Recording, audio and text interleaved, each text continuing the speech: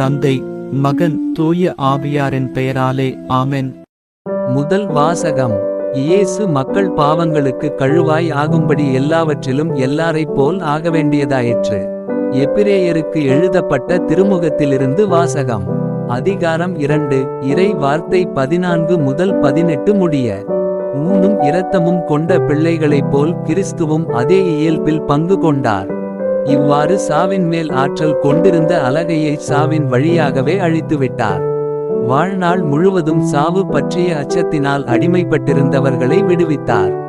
ஏனெனில் அவர் வானதூதருக்கு துணை நிற்கவில்லை, மாறாக ஆபிரகாமின் வழிமரபினருக்கே துணை நின்றார் என்பது கண்கூடு. ஆதலின் கடவுள் பணியில் அவர் இரக்கமும் நம்பிக்கையும் உள்ள தலைமை குருவாயிருந்து மக்களுடைய பாவங்களுக்கு கழுவாயாகுமாறு எல்லாவற்றிலும் தம் சகோதரர் சகோதரிகளைப் போல் ஆகவேண்டியதாயிற்று. இவ்வாறு தாமே சோதனைக்கு உள்ளாகி துன்பப்பட்டதனால் சோதிக்கப்படுவோருக்கு உதவி செய்ய அவர் வல்லவர். இது ஆண்டவரின் அருள்வாக்கு. பதிலுரை பாடல். பல்லவி.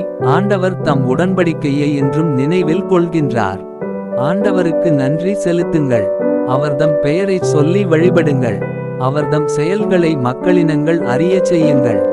அவருக்கு பாடல் பாடுங்கள், அவரை புகழ்ந்தேத்துங்கள், அவர்தம் வியத்தகு செயல்கள் அனைத்தையும் எடுத்துரையுங்கள். பல்லவி. ஆண்டவர் தம் உடன்படிக்கையை என்றும் நினைவில் கொள்கின்றார். அவர்தம் திருப்பெயரை மாட்சிப்படுத்துங்கள். ஆண்டவரை தேடுவோரின் இதயம் அக்களிப்பதாக. ஆண்டவரையும் அவரது ஆற்றலையும் தேடுங்கள், அவரது திருமுகத்தை இடையராது நாடுங்கள். பல்லவி. ஆண்டவர் தம் உடன்படிக்கையை என்றும் நினைவில் கொள்கின்றார். அவரின் ஊழியராம் ஆபிரகாமின் வழிமரபே, அவர் தேர்ந்து கொண்ட யாக்கோபின் பிள்ளைகளே, அவரே நம் கடவுளாகிய ஆண்டவர். அவரின் நீதி தீர்ப்புகள் உலகம் அனைத்திற்கும் உரியன. பல்லவி. ஆண்டவர் தம் உடன்படிக்கையை என்றும் நினைவில் கொள்கின்றார். அவர் தமது உடன்படிக்கையை என்றென்றும் நினைவில் கொள்கின்றார். 1000 தலைமுறைக்கென தாம் அளித்த வாக்குறுதியை நினைவுகூர்கின்றார். ஆபிரகாமுடன் தாம் செய்து கொண்ட உடன்படிக்கையையும் ஈசாக்குக்கு தாம் ஆணையிட்டு கூறியதையும் அவர் நினைவில் கொண்டுள்ளார். பல்லவி. ஆண்டவர் தம் உடன்படிக்கையை என்றும் நினைவில் கொள்கின்றார். நற்செய்திக்கு முன் வாழ்த்தொலி. அல்லேலுயா, அல்லேலுயா. என் ஆடுகள் எனது குரலுக்கு செவிசாய்க்கின்றன, எனக்கும் அவற்றை தெரியும், அவையும் என்னை பின்தொடர்கின்றன என்கிறார் ஆண்டவர். அல்லேலுயா. நற்செய்தி வாசகம். இயேசு பல்வேறு பிணிகளால் வருந்தியவரை குணப்படுத்தினார். மார்க்கு எழுதிய தூய நற்செய்தியிலிருந்து வாசகம். அதிகாரம் 1. இறை வார்த்தை 29 முதல் 39 முடிய. இயேசுவும் சீடர்களும் தொழுகை கூடத்தை விட்டு வெளியே வந்து யாக்கோபு, யோவானுடன் சீமோன், அந்திரேயா ஆகியோரின் வீட்டிற்குள் சென்றார்கள். சீமோனுடைய மாமியார் காய்ச்சலாய் கிடந்தார். உடனே அவர்கள் அதை பற்றி இயேசுவிடம் சொன்னார்கள். இயேசு அவரருகில் சென்று கையை பிடித்து அவரை தூக்கினார். காய்ச்சல் அவரை விட்டு நீங்கிற்று. அவர் அவர்களுக்கு பணிவிடை செய்தார். மாலை வேளையில் கதிரவன் மறையும் நேரத்தில் நோயாளர்கள், பேய் பிடித்தவர்கள் அனைவரையும் மக்கள் அவரிடம் கொண்டு வந்தார்கள். நகர் முழுவதும் வீட்டு வாயில் முன் கூடியிருந்தது. பல்வேறு பிணிகளால் வருந்திய பலரை அவர் குணப்படுத்தினார்.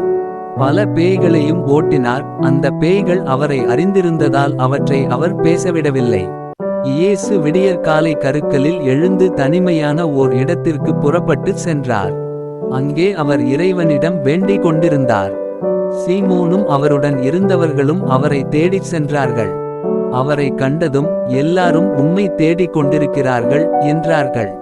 அதற்கு அவர், நாம் அடுத்த ஊர்களுக்கு போவோம், வாருங்கள், அங்கும் நான் நற்செய்தியை பறைசாற்ற வேண்டும், ஏனெனில் இதற்காகவே நான் வந்திருக்கிறேன் என்று சொன்னார்.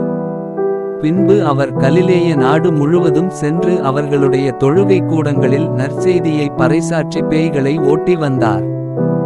இது ஆண்டவரின் அருள்வாக்கு. உங்களுடைய பிரார்த்தனைகளையும் வேண்டுதல்களையும் நாளைய திருப்பலியில் ஒப்பு கொடுக்க விரும்புவோர் கீழ்காணும் மெயில் ஐடிக்கு உங்கள் வேண்டுதல்களை அனுப்பவும், அல்லது வீடியோவின் கீழ் கமெண்ட் செய்யவும். பிதா சுதன் பரிசுத்த ஆவியின் பெயராலே ஆமென். தின பிரார்த்தனைகளுக்காக லைக், சப்ஸ்கிரைப் மற்றும் பெல் ஐகானை கிளிக் செய்யவும்.